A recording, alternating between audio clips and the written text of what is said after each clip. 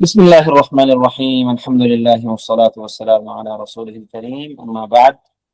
সম্মানিত দিনী ভাই বোনেরা, আলোচনা চলছিল মাযহাবের ক্ষেত্রে আমাদের অবস্থান কেমন হবে তা নিয়ে। আজকে আলোচনা করব ইনশাআল্লাহ আস-সানিয়া, বর্তমান জামানার দুটি প্রান্তিক অবস্থান। তার মধ্যে একটি হচ্ছে, যেটা আমাদের গত ক্লাস আলোচনা হয়েছিল, যে মাযহাব বিরোধী একটা প্রান্তিকতা, আর দ্বিতীয় প্রান্তিকতা হচ্ছে মাযহাবের পক্ষে প্রান্তিক, অর্থাৎ মাযহাব মানার ক্ষেত্রে অতিরিক্ত বাড়াবাড়ি। তাহলে একটা হচ্ছে মাযহাবের ক্ষেত্রে অতিরিক্ত ছাড়াছাড়ি, আর একটা হচ্ছে কি অতিরিক্ত বাড়াবাড়ি। আজকে আলোচনা করবো মাযহাবের ক্ষেত্রে অতিরিক্ত বাড়াবাড়ির যে ব্যাপারগুলো ঘটেছে বা ঘটে সেটা নিয়ে। তা হচ্ছে আস-সানিয়া আদ-দাওয়াতু ইলা তাআসসুবি লিল আইম্মাহ ওয়া তাকলিদিহিম, ইমামগণের ক্ষেত্রে তাআসসুব এবং এই দাওয়া মানুষের নিকট প্রচার প্রসার করা, যে এই ইমামগণের কথাকে কোনো প্রকার শর্ত ছাড়া, কোনো প্রকার যুক্তি ছাড়া, কোনো প্রকার দালিলিক আলোচনা ছাড়া এই কথাকে মেনে নিতে হবে এবং তাদেরকে তাকলিদ করতে হবে। এইভাবে যদি কেউ বলে তাহলে এটাকে আমরা বলছি আত-তাআসসুব আল-মাযহাবী। আত-তাআসসুব আল-মাযহাবী, মাযহাবী তাআসসুব, এটা লা শাক্কা ফি, এটা মাযমুম। এটা কি মাযমুম বা নিন্দনীয়। ওয়া হাউলা আওজাবু তাকলিদ আলা জামিইল উম্মাহ, এরা উম্মতের সবার উপরে তাকলিদ করা ওয়াজিব মনে করে। যেমন আমরা তিনটা ভাগ করলাম না একটু আগে, একজন মুজতাহিদ, একজন তালেবে ইলম, একজন সাধারণ মানুষ, তারা এই ভাগগুলো করবে না। তারা কি বলবে? সবার জন্য তাকলিদ করা ওয়াজিব। কাদের? তাদের ইমামদের। ওয়াশান্নাউ আলা মুখালিফিহিম ওয়া দাল্লালুহুম, এরা তাদের যারা বিরোধী অবস্থান করবে তাদেরকে পথভ্রষ্ট আখ্যা দিবে এবং তাদেরকে গালিগালাজ করবে। ওয়া আগলাকু বাবাল ইজতিহাদ, এবং তারা ইজতিহাদের দরজাকে বন্ধ করে দিবে। তারা ইজতিহাদের দরজাকে বন্ধ করে দিবে। ওয়া হাজ্জারু আলাল উম্মাহ, এবং তারা উম্মতকে এক মানে খুব কঠোরতা আরোপ করবে যে তার মতটাকেই সবাই মানতে হবে। ওয়ালা শাক্কা ফি বুতলানি হাযিদ দাওয়া, এই দাওয়া যে বাতিল, বুতলান, এই ব্যাপারে আমাদের কোনো সন্দেহ নাই। ঠিক আছে? এখন ধরুন যে ইজতিহাদ বন্ধ করে দিলে প্রবলেমটা কি হবে? ইজতিহাদ যদি বন্ধ করে দেওয়া হয় তাহলে প্রবলেমটা কি হবে? তার আগে বলি যে এই যে যারা এই কথাগুলো বলেন বা বলেছেন ইতিহাসে, তারা কি ইখতিলাফের বাস্তবতা স্বীকার করেন? হ্যাঁ, স্বীকার করেন। তারা এমন কেউ নাই যে ইখতিলাফের বাস্তবতা স্বীকার করবে যে ইখতিলাফ হয় নাই। হ্যাঁ, হয়েছে, ইখতিলাফ হয়েছে। তাহলে এই ইখতিলাফের বাস্তবতা স্বীকার করা আর ইজতিহাদকে বন্ধ করে দেওয়া, দুইটা হচ্ছে পরস্পর মুখালিফ অবস্থান বা পরস্পর নাকিদ অবস্থান। কেননা ইজতিহাদ এর পথ খোলা থাকলে ইখতিলাফ হবে। ইখতিলাফ কোথায় হবে? ইখতিলাফ কি যেই মাসআলাগুলো কাতঈ সাবিত, সুস্পষ্ট দলিল আদিল্লা দ্বারা, সেই ক্ষেত্রে ইখতিলাফ হবে না? হবে না। জোহর সালাত কয় রাকাত, এটা নিয়ে কোনো ইখতিলাফ নেই। ইখতিলাফ হবে হচ্ছে জোহরের সালাতের পরে যদি 2 রাকাত সালাত না পড়া হয় তাহলে সেটা কি পরবর্তীতে পড়বে কি পড়বে না, সেটা নিয়ে ইখতিলাফ হবে। তাহলে এবং এটা একটা ইজতিহাদি মাসআলা, উলামায়ে কেরামের ক্ষেত্রে এটা একটা ইজতিহাদি মাসআলা। কোন আলেম বলেন না নবী সাল্লাল্লাহু আলাইহি সাল্লাম পড়েছেন সুতরাং পড়া যাবে, একদম বলেছেন না নবী সাল্লাল্লাহু আলাইহি সাল্লাম পড়ছেন সেটা তার জন্য খাস ছিল, অন্য কেউ পড়তে পারবে না। তাহলে দেখুন ইখতিলাফটা কখন হয়? ইখতিলাফ হয় হচ্ছে যখন মানুষ ইজতিহাদ করে তখন। সুতরাং আপনি যদি এই ইজতিহাদকে বন্ধ করে দেন তাহলে আপনাকে মানতেই হবে যে আপনি ইখতিলাফের বাস্তবতা স্বীকার করেন না, অথচ এটা অবাস্তব। ইখতিলাফ আমাদের মানতেই হবে যে যে ইখতিলাফ আছে। এমনকি প্রত্যেকটা মাযহাবেও একাধিক ইখতিলাফ আছে। মাযহাবে কি ইখতিলাফ নাই? অবশ্যই আছে। হাম্বলী মাযহাবের একাধিক কওল আছে, একাধিক ইমামের। প্রত্যেকটা মাযহাবে এরকম কি মাযহাবের মধ্যে অনেকগুলো ইখতিলাফ আছে। তো এইগুলো হচ্ছে বাস্তবতা। এর একটা উদাহরণ মাযহাবী তাআসসুবের যে একটা উদাহরণ লেখক এখানে দিলেন। ওয়ামিন আমসিলাতি যালিকা মা ক্বালাহুল কারখি আল হানাফি। কারখি আল হানাফি রাহিমাহুল্লাহ, উনি একজন ফাকিহ, হানাফি ফিকহের একজন ফাকিহ। তিনি তিনি বলছেন কুল্লু আয়াতিন তুখালিফু তুখালিফু মাযহাবানা কুল্লু আয়াতিন তুখালিফু মাযহাবানা ফাহিয়া মুআওয়ালাতুন আও মানসুখ। চিন্তা করতে পারছেন যে প্রত্যেক আয়াত কোরআনের এমন এমন কোন আয়াত নাই, অর্থাৎ সকল আয়াত যেটা আমাদের মাযহাবের খেলাফ, আমাদের মাযহাবের যে রায় বা অবস্থান এর খেলাফ যে কোনো আয়াত হয় সেটা মুআওয়ালা, সেটাকে তাউইল করতে হবে, সেটা তাউইল করে আমাদের মাযহাবের দিকে আনতে হবে, অথবা আও মানসুখ, অথবা সেটা মানসুখ হয়ে গেছে, এরকম দাবি তিনি করেছেন। ওয়া কুল্লু হাদিসিন ইউখালিফু মাযহাবানা ফাহুয়া মুআওয়াল আও মানসুখ। একই কথা হাদিসের ক্ষেত্রেও, যে যে হাদিসগুলো আমাদের মাযহাবের খেলাফ সেগুলো হয় তাউইল করতে হবে, তাউইল করে আমাদের মাযহাবের দিকে নিয়ে আসতে হবে, অথবা ওই হাদিসকে মানসুখ মনে করতে হবে। তো এটা হচ্ছে একটা মারাত্মক ধরনের একটা তাআসসুব মাযহাবের ক্ষেত্রে। এটা কি একটা মারাত্মক ধরনের তাআসসুব। এখন আমি আপনাদেরকে একটা প্রশ্ন করি, যেমন ধরুন এখন উনি এই তাআসসুবটা করলেন, এখন ওনার ব্যাপারে আমাদের অবস্থান কি? হ্যাঁ, এটা কিন্তু একটা গুরুত্বপূর্ণ একটা ইস্যু, যে ওনার ক্ষেত্রে আমাদের অবস্থান কি হবে, কি বলতে পারবেন?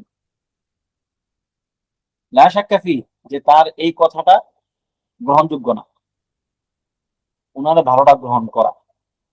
আচ্ছা, গ্রহণ করা না করার ব্যাপারটা তো আছে, বাকি তার ব্যাপারে আমাদের মানসিকতা কেমন থাকবে, এ কথা বলার সাথে সাথে তাকে পরিপূর্ণ পরিত্যাগ করতে হবে, তাই কিনা?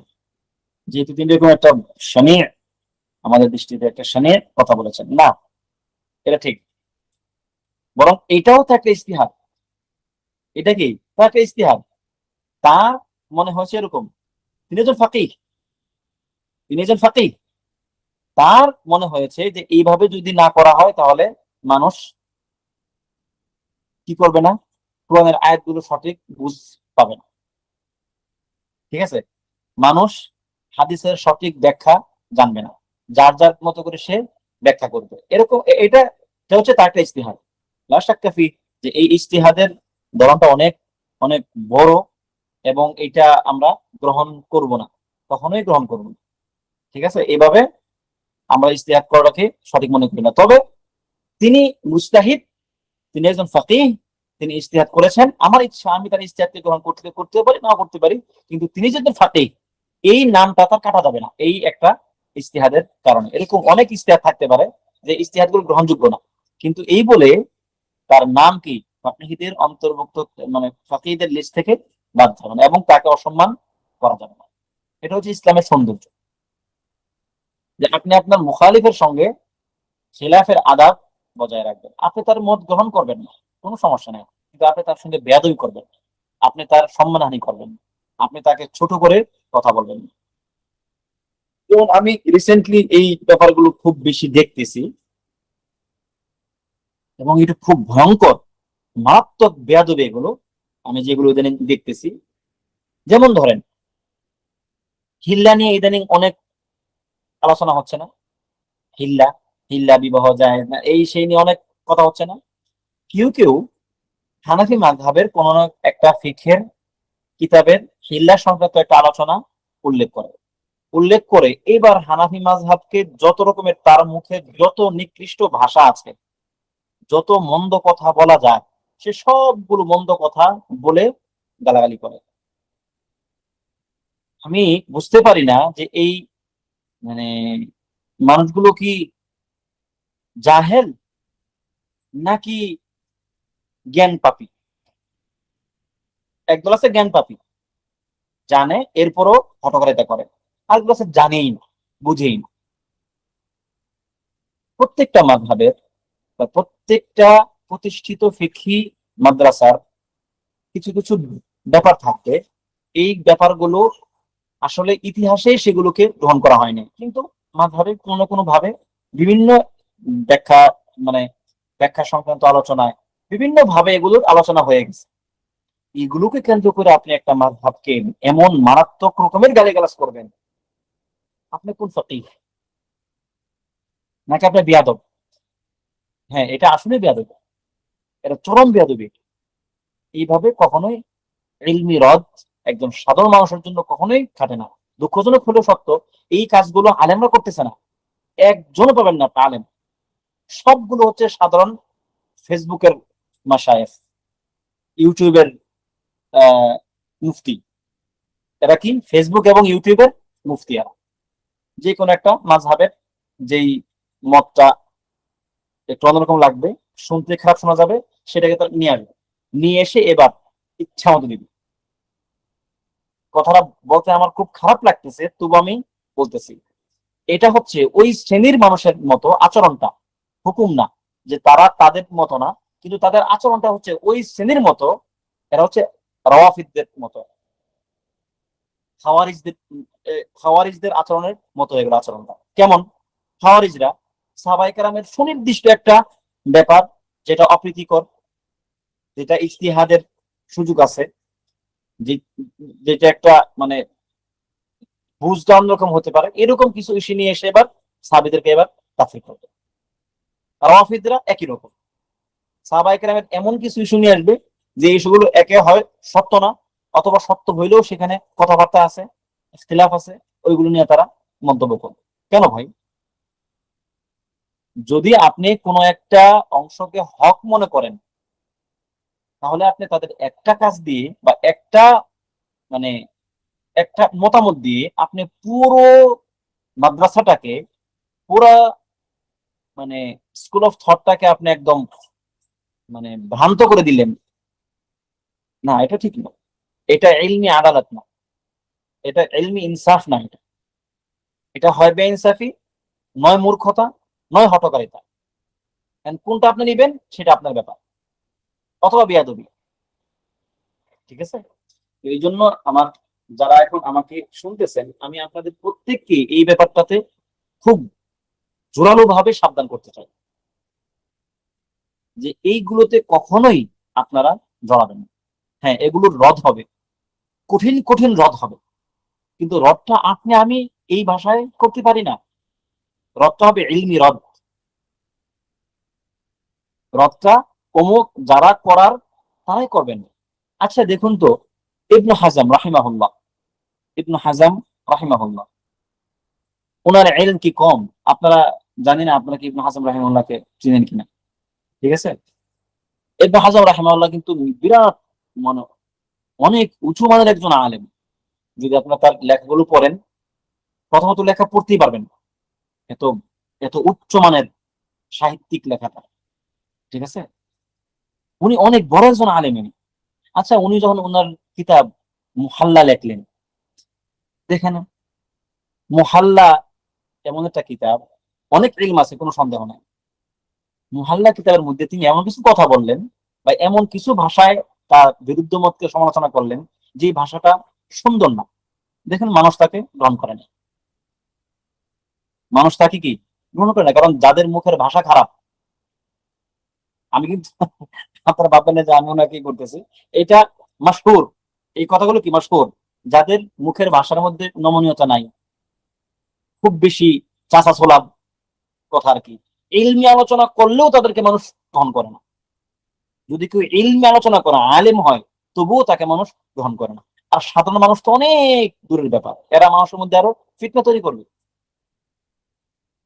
এই জন্য ওলামায়ে কেরাম কিন্তু সবাইকে বলেন না যে তোমরা একজন ব্যক্তি যারা ইবনে হাজামকে পড়বে রাহিমাহুল্লাহ, তারা মুহাল্লা আগে কখনোই পড়বে না, তার আগে এই বেস তৈরি হতো, তারপর সে মুহাল্লা পড়বে। তো এখন কথা হচ্ছে এটাই, যে আমরা প্রত্যেকেই তার তার অবস্থান ঠিক রাখবো, যে আমি কোন অবস্থানে, আমি কোন কথাটা বলতে পারি, আমার দ্বারা কোন কথাটা সাজে, খাটে, মানায়, এই জায়গা থেকে উপরে উঠা যাবে না ভাই। এটা খুব ভয়ঙ্কর রোগ যুবকদের মধ্যে। সব বিষয়ে কথা বলতে হবে, সব বিষয়ে তার নাক গলাতে হবে, সব বিষয়ে তার কোনো না কোনো একটা মতামত থাকা লাগবে। না, জরুরি না এবং উচিত না। ঠিক আছে?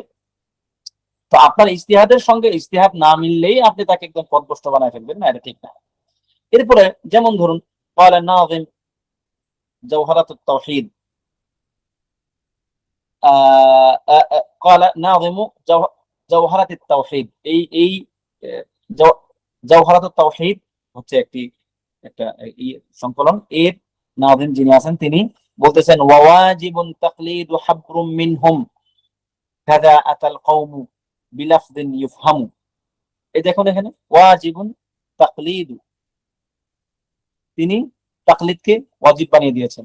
দেখেন তাহলে এখানে তিনি তাকলিদকে ওয়াজিব বলেছেন। এরপর দেখুন আরেকজন হানাবিলা, মানে হানাবিলাদের মধ্যে একজন, ওয়াকালা আহাদুল হানাবিলা, তিনি বলছেন আনা হাম্বালিয়ুন মা হুয়্যিতু ওয়া ইন আমুত ফাওয়াসিয়াতি লিন-নাসি আইয়াতাহাম্বালু। এটা আমাদের এক বন্ধু, এই সে একটা মাঝে মধ্যে বলে আর কি, উনি হাম্বলি, উনি মানুষকে এটা হইতে বলে আর কি। উনি এখানে বলছেন আনা হাম্বালিয়ুন, আমি হাম্বলি। উনি বলতেছেন মা হুয়্যিতু ওয়া ইন আমুত, আমি জীবিত যতদিন আছি ততদিন তো আমি হাম্বলি, মরে গেলেও আমি হাম্বলি, আমি হাম্বলি হয়েই মরবো। আচ্ছা, ফাওয়াসিয়াতি লিন-নাস, মানুষের কাছে আমার ওসিয়ত হচ্ছে কি আইয়াতা হাম্বালু, এরা যেন হাম্বলি হয়ে যায়। ঠিক আছে, এখন এরকম মানে খুব বেশি অ্যাগ্রেসিভ আর কি, যে হাম্বলি হইতে হবে সবাইকে, হাম্বলি না হইলে হবে না। হম, এটা দেখুন, মানে অনেক সময় কিন্তু আমরা এগুলো মানুষকে বলি যে, যেমন আমি ব্যক্তিগতভাবে হাম্বলি মাঝাব অনুসরণ করি, তাই তাই বলে আমি কোনোদিন কাউকে বলবো না যে ভাই আপনি হাম্বলি মাঝাব অনুসরণ করেন, জরুরত নাই, প্রত্যেকেই তো তোমরা কোনো একটা মাযহাব মানতেছে, সুতরাং সে সেটা মানতে থাকুক। এমনকি আহলে হাদিসদেরকেও আমি বলতে চাই না, কারণ এখন আহলে হাদিস একটা মাযহাব হয়ে গেছে, ওনারা ওঠেই মানুক। কিন্তু এই যে পরস্পর যে এই যে মানে ঝামেলাটা, এই ঝামেলাটা যেন তৈরি না হয়। ঠিক আছে, এরপরে আরেকজন বলতেছেন লাইন কাল্লাদান নাসুল আইম্মাতা ইন্নানি লাফি মাযহাবিল হাবর ইবনে হাম্বালা, ইবনে হাম্বল, উকাল্লিদু ফাতাওয়াহু ওয়া আ'শিকু কওলাহু ওয়া লিন-নাসি ফীমা ইয়া'শিকুন। বলছে যে মানুষ যদি ইমামদেরকে অনুসরণ করে বা তাকলিদ করে, আমি হচ্ছি ইমাম আহমদ বিন হাম্বল। এখানে হাবর ইবনে হাম্বল, হাবর বলা হয়ে থাকে পণ্ডিতদেরকে আর কি, তো আহমদের জায়গায় তিনি হাবর বলেছেন যে আমি ইবনে হাম্বলকে আমি তাকলিদ করি, আমি তার উকাল্লিদু ফাতাওয়া, ফাতাওয়া আমি তার সকল ফতোয়া তাকলিদ করি, ওয়া আ'শিকু কওলাহু, এবং তার কথাকে আমি ইশক করি, মানে খুব বেশি ভালোবাসি। ইশক হচ্ছে একটা লেভেল, এটা আপনি হয়তো অনেকে জানেন। ইশক, ইশক শব্দটা আসলে আমাদের আহলুস সুন্নাহ ওয়াল জামাআর মূলধারা উলামায়ে কেরামের কথা এটা না। ঠিক আছে, এটা একটা একটা ফুজুলি কথা আর কি। ওয়ালিন নাসি ফীমা ইয়াশিকুন, আর মানুষ যা ইচ্ছা তাকে সে, যার ইচ্ছা তার আশেক হতে পারে, কিন্তু আমি আহমদ বিন হাম্বলের আশেক। ঠিক আছে, এবং তার কওলের আশেক। তো এরকম এরকম হওয়াটা একজন ব্যক্তির জন্য ওই লেভেলে আসলে ঠিক না, কারণ এটা হচ্ছে একটু বাড়াবাড়ি হয়ে যাবে। ওয়ালা শাক্কা আন্নাল হাক্কা ওয়াসাতুন বাইনা হাদাইনি তারাফাইন, কোনো সন্দেহ নাই হক হচ্ছে এই দুইয়ের মাঝখানে একটা মধ্যম পন্থা। হকটা কি? মধ্যম পন্থা। ওয়া কাযালিকা জাআলনাকুম উম্মাতাও ওয়াসাতা, আল্লাহ বলতেছেন যে আমি তোমাদেরকে মধ্যমপন্থী বা মধ্যম উম্মত হিসেবে পাঠিয়েছি। উম্মাতুল ওয়াসাতা মানে হচ্ছে যে আমরা সব দিক থেকেই মধ্যপন্থী। একে তো হচ্ছে যে আমাদের আগে অনেকগুলো প্রজন্ম চলে গেছে, উম্মত চলে গেছে, এবং আমাদের পরেও বেশ লম্বা একটা সময় এখনো মানুষ, মানুষের ইতিহাসে ইতিহাস চলতেছে। সুতরাং আমরা হচ্ছে একটা উম্মত, মধ্যম মধ্যম একটা উম্মত, আমরা অন্যদের উপরে সাক্ষী হব। উলামায়ে কেরাম বলেন, তাফসীরে তাবারিতে আসছে যে আহ, প্রত্যেক উম্মত, প্রত্যেক প্রজন্ম তার পরবর্তী প্রজন্মের সাক্ষী হবে, তার পরবর্তী প্রজন্মের বিরুদ্ধে সাক্ষী হবে যে হ্যাঁ আমরা হক পেয়েছিলাম, সুতরাং তারা যদি সাক্ষী দিয়ে থাকে তাহলে তোমরা কেন হক পাইলে না, এরকম আর কি। তাহলে শেখুল ইসলাম ইবনে তাইমিয়া রাহিমাহুল্লাহ বলেন আন-নাসু ফিল ইস্তিদলালি ওয়াত তাকলিদি আলা তারাফাই নাকিদ, মানুষ তাকলিদ এবং ইস্তিদলালের ক্ষেত্রে দুই প্রান্তে থাকে।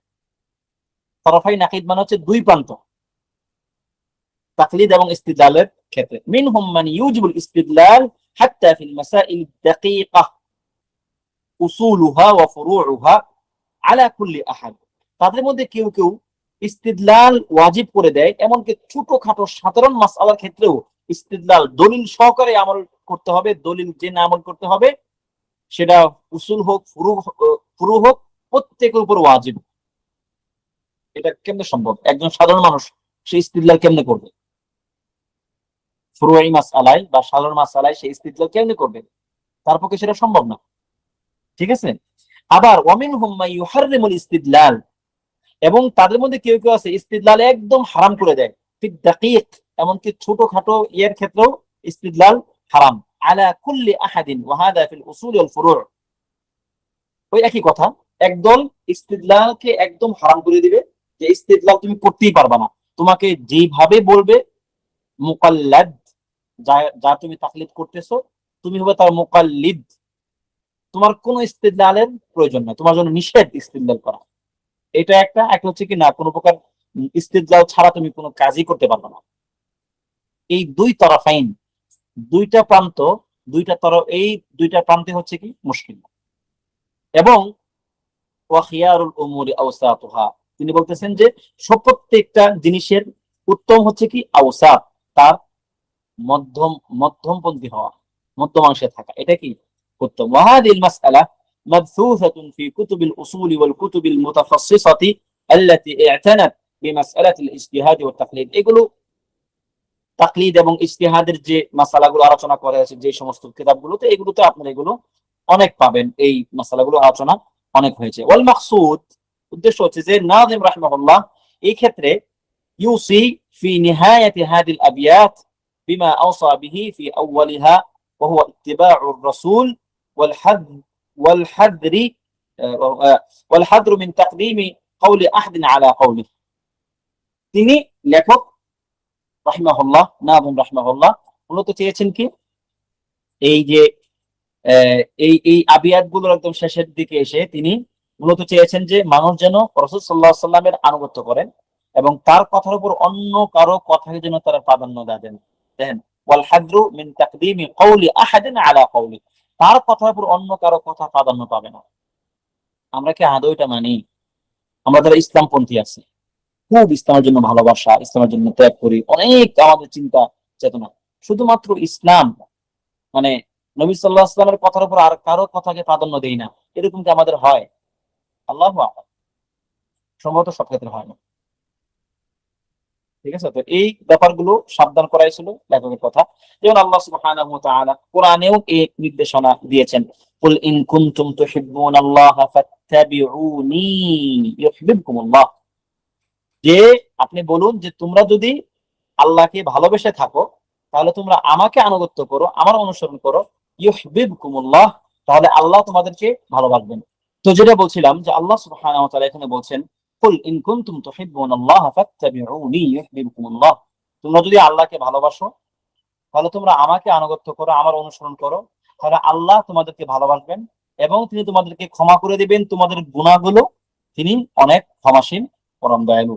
এরপর তিনি আরো বলছেন কুল আতিউল্লাহ ওয়ার রাসূল, তোমরা আল্লাহ এবং তার রাসূলের আনুগত্য করো। ফাইন তাওয়াল্লাউ, যদি তারা এই কথা না শুনে মুখ ফিরিয়ে নেয়, ফাইন্নাল্লাহা লা ইউহিব্বুল কাফিরিন, তাহলে এই কাফেরদেরকে আল্লাহ তাআলা ভালোবাসেন না। সুতরাং যে ব্যক্তি আল্লাহ এবং তার রাসূলকে মানবে না, আনুগত্য করবে না, সে কাফের। ঠিক আছে, এখন অনেক সময় হয় কি, আমরা সেটা মুখে তো অসম্ভব যে আমরা বলবো যে আমরা আল্লাহ রাসূলকে মানি না, কিন্তু কাজে কর্মে কখনো কখনো আল্লাহ তাআলার রাসূলের আনুগত্যের খিলাফ হয় এবং কখনো কখনো সেটা খুব হঠকারিতার সাথেই হয়। তার ক্ষেত্রে তাকফির হয়তো হবে না, কিন্তু তার ইমানের অনেক বড় ক্ষতি হবে যদি রাসূল সাল্লাল্লাহু আলাইহি সাল্লামের আনুগত্য করার ক্ষেত্রে পরিপূর্ণ স্বতঃস্ফূর্ততা না আসে। ঠিক আছে, আল্লাহ তাআলা আমাদেরকে হেফাজত করুন। এরপরে সূরাতুন নিসার মধ্যে আল্লাহ তাআলা বলেছেন, ইয়া আইয়ুহাল্লাযীনা আমানু আতিউল্লাহ ওয়া আতিউর রাসূল ওয়া উলিল আমরি মিনকুম, হে ঈমানদারগণ তোমরা আল্লাহর আনুগত্য করো, আতিউল্লাহ এবং রাসূলের আনুগত্য করো, এবং তোমাদের মধ্যে যারা উলিল আমর তাদের আনুগত্য করো। এই উলিল আমর কারা? কে কে জানেন উলিল আমর কারা?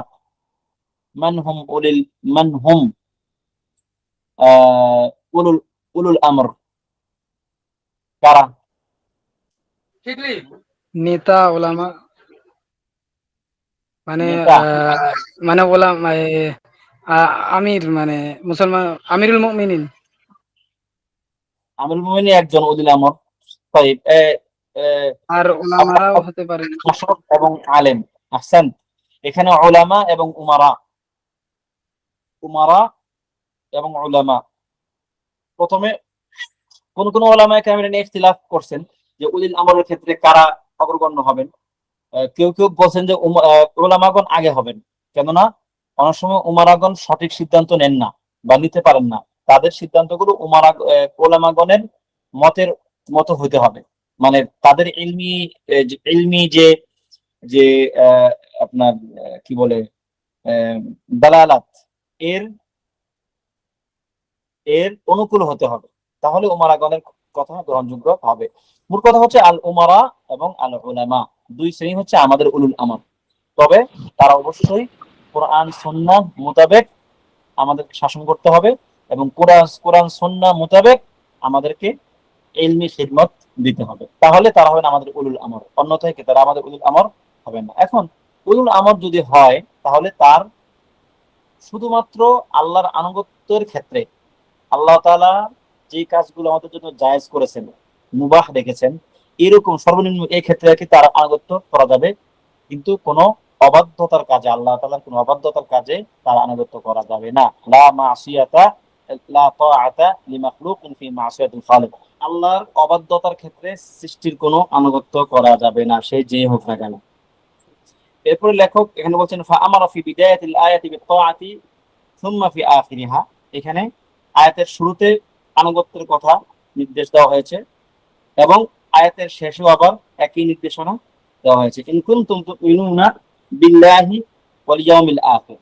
যদি তোমরা আল্লাহ এবং পরকালের প্রতি বিশ্বাস করো তাহলে তোমরা এই কাজগুলো করবা, অর্থাৎ আল্লাহর আনুগত্য করবা, তার রাসূলের আনুগত্য করবা এবং উলিল আমরের আনুগত্য করবা। ফামাফহুমুল আয়াহ, এই আয়াতের যে মাফহুম, যেটা বোঝা যায় তা হচ্ছে কি ইল্লাম তারুদ্দু ইলাল্লাহি ওয়ার রাসূল ফালাস্তুম বিমুমিনিন।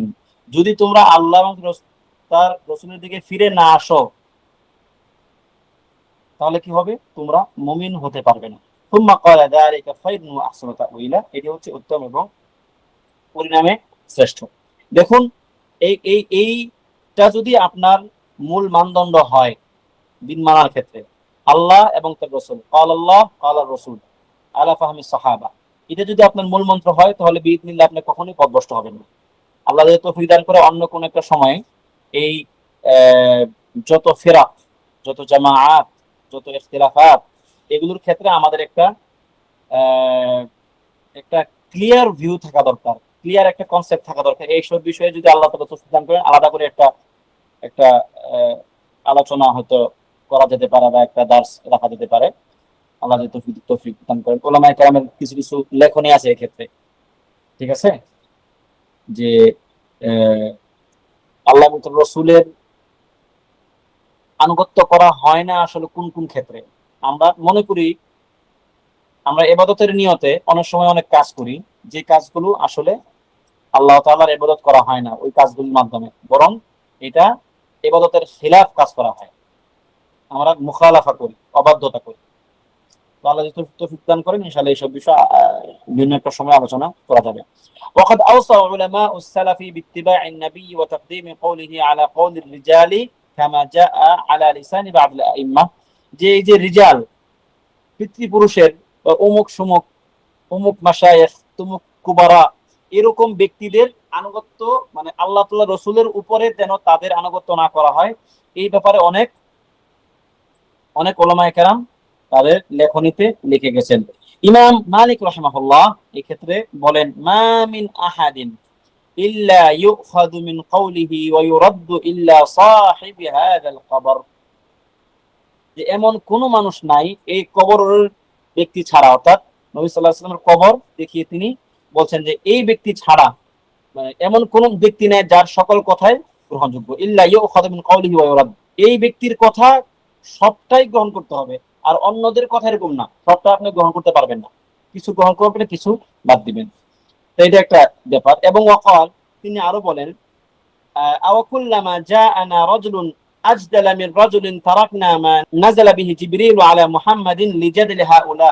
তিনি বলতেছেন যে এমন কি হতে পারে নাকি যে আমাদের এখানে একজন এক তার্কিকের চেয়ে আরেক তার্কিক আসলো, এর চেয়ে ও বেশি তর্ক করতে পারে, এই জন্য আমরা জিবরিল আলাইহিস সালাতু ওয়াস সালাম মুহাম্মদ সাল্লাল্লাহু আলাইহি ওয়াসাল্লামের উপরে যেই বার্তা নিয়ে আসছেন যে রিসালা নিয়ে আসছেন সেই রিসালা কি আমরা ত্যাগ করবো না?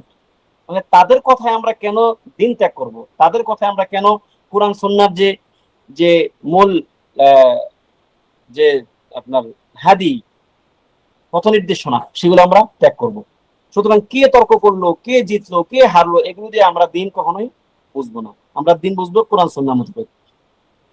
এরপরে শাফি রাহিমাহুল্লাহ বলেন, ইদা খালাফা কাউলি কাউলার রাসূল ফাদরিবু বিকাউলি আরদাল হায়াত, যে তোমার আমার কথার সঙ্গে যদি রসুলের কথা আমিল হয়, মিলে না, তাহলে আমার কথাকে তোমরা দেওয়ালের উপরে নিক্ষেপ করো।